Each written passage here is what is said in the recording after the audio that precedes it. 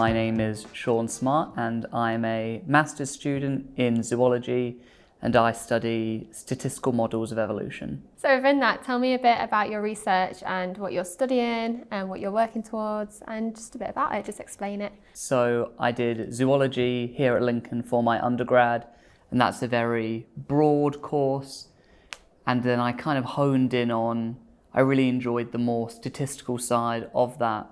So when it came to my master's project, I was talking with one of my lecturers, Manabu Sakamoto, and he suggested this project that I'm doing, which is basically when you model trait evolution, it tends to go on a graph, and the different shapes of the graph suggest different ways of evolution. Yeah. Sometimes it can be quite fast, sometimes it's just kind of stays the same, and sometimes it moves towards in a specific direction. For instance, increasing body size over time.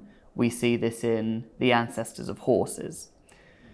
And we categorize these graphs using statistics. We don't just kind of guess and judge them by eye. But recently, a paper came out saying that the maths we use to categorize the models biases towards a specific model. And as a result of that, they wanted to investigate this more, but they used simulated data because it's an awful lot of work to get a bunch of empirical data, real data from the published literature to test against. For the past 6 months, I've just been trawling through papers, going into the supplementary materials, grabbing data sets, and then you have to neaten up everything so it all is in the same format. And I'm just going to run a big program that tests essentially, does this bias that we see in statistical data exist when using real data? Yeah, wow, that sounds very interesting and complex. There's a lot to that. So what kind of made you want to study that particular area and research into that and focus on that? So part of it, and this is sort of a continuation from when I did my undergrad dissertation, I have very broad interests within kind of the topic of zoology. So I took a more skills-based approach. I want to kind of move into doing paleontology, so focusing on dinosaurs, other extinct animals, things like that. And because we have such small data sets, there's only so many fossils of a given animal, say Tyrannosaurus rex. We often use statistics to make the most out of the data we have.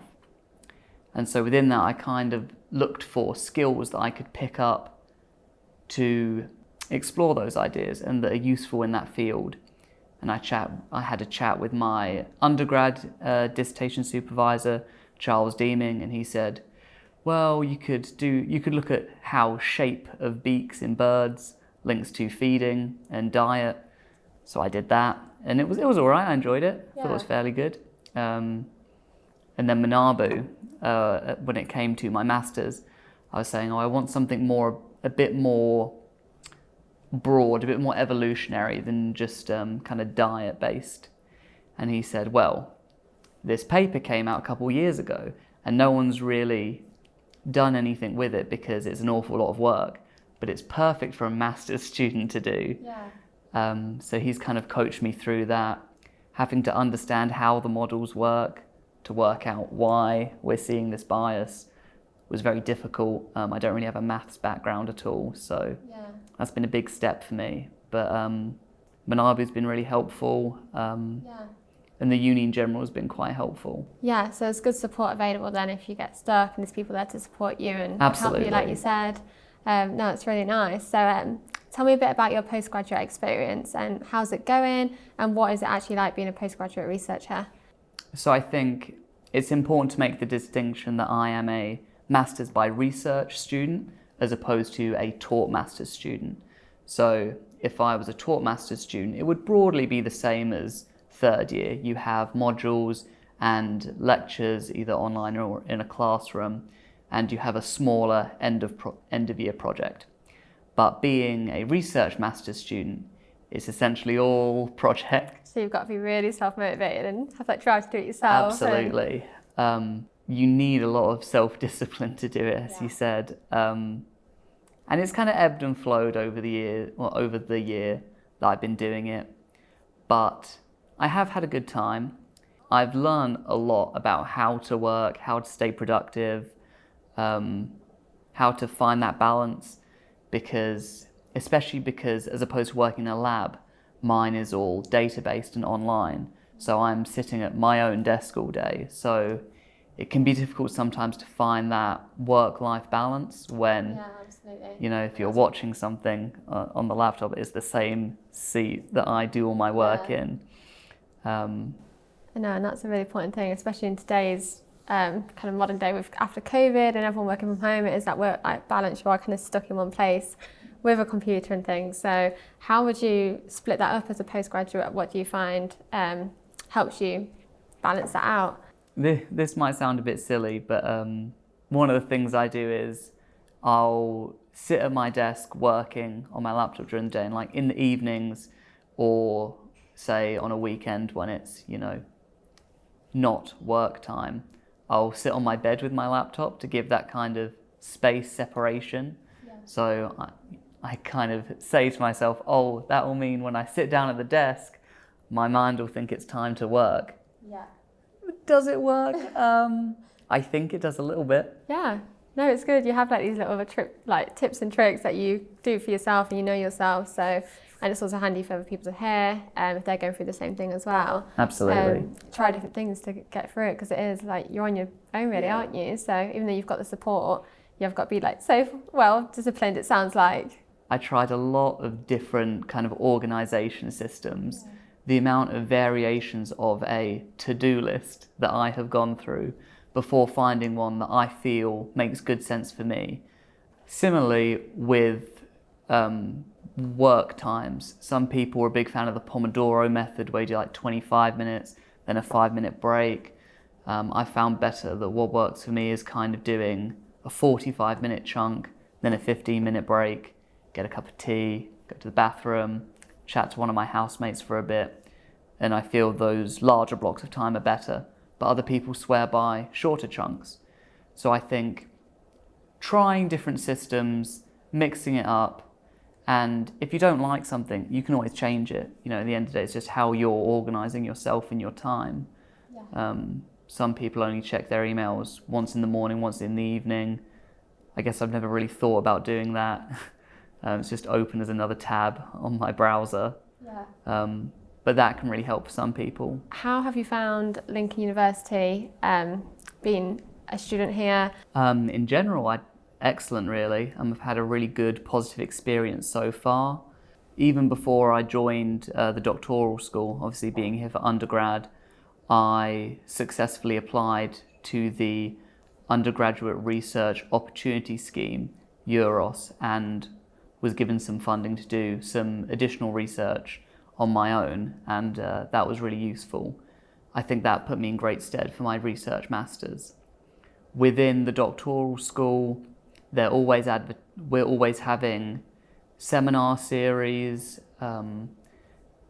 Being in my field, I'm part of the Ecology and Evolution Working Group, so once a month we'll have Teams meetings with the faculty that are in our area, and we'll discuss ideas we've got throwing around, we want a bit of feedback on, and that's a bit more of an informal experience. And I think that really builds a more personal relationship with not only your supervisor, but also the other staff within your research area, people that you might want to collaborate with, or even just ask advice.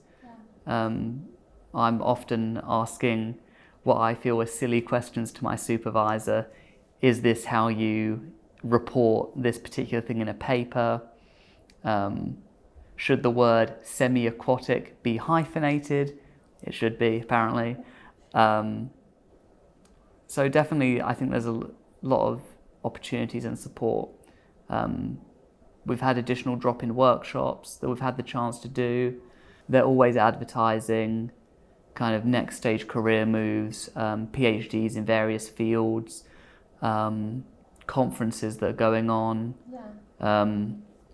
Emily and I, who you interviewed earlier, are actually hosting an academic conference here at the uni. And we've had some help from the doctoral school kind of organising that, because none of us have really done anything like that before. And I think we really underestimated how much behind the scenes work goes into essentially just having a few talks, putting up a few posters and going out for dinner. Well, that's a really good experience to have, like you said, because it gives you life skills, obviously. Absolutely. So what would you say to someone looking to come to Lincoln University, wanting to do some research or a PhD here? Any advice to them?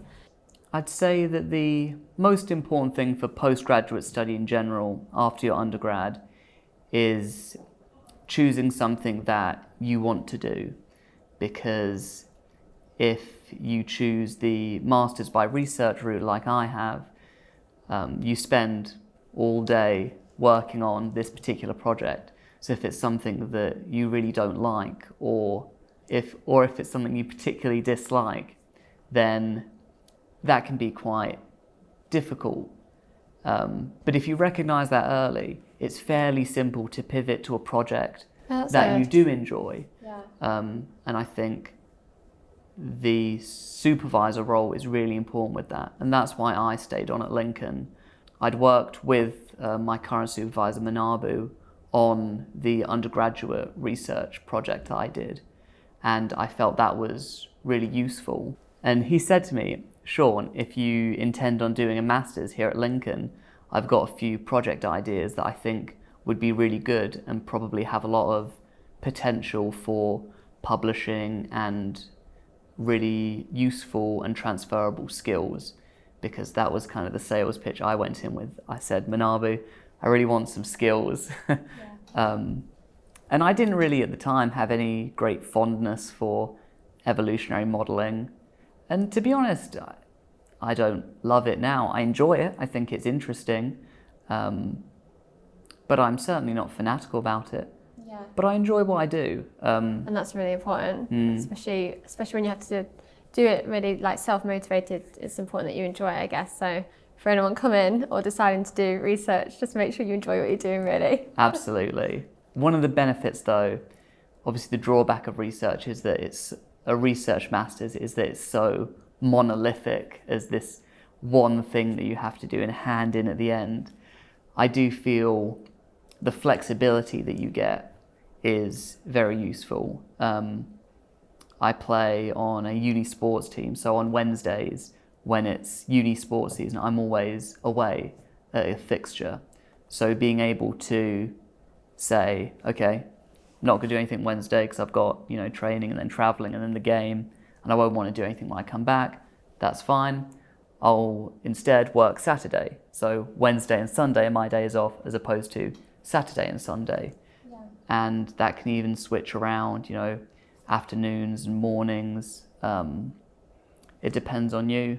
So I think that's one of the great strengths of a Masters by Research. Thank you for telling me all about it today. You're very welcome. And for someone coming to the university, hopefully they found this useful. It was great to hear about your experience. Is there anything else you'd like to add? I've really had a good time here at Lincoln, and truly I would recommend it.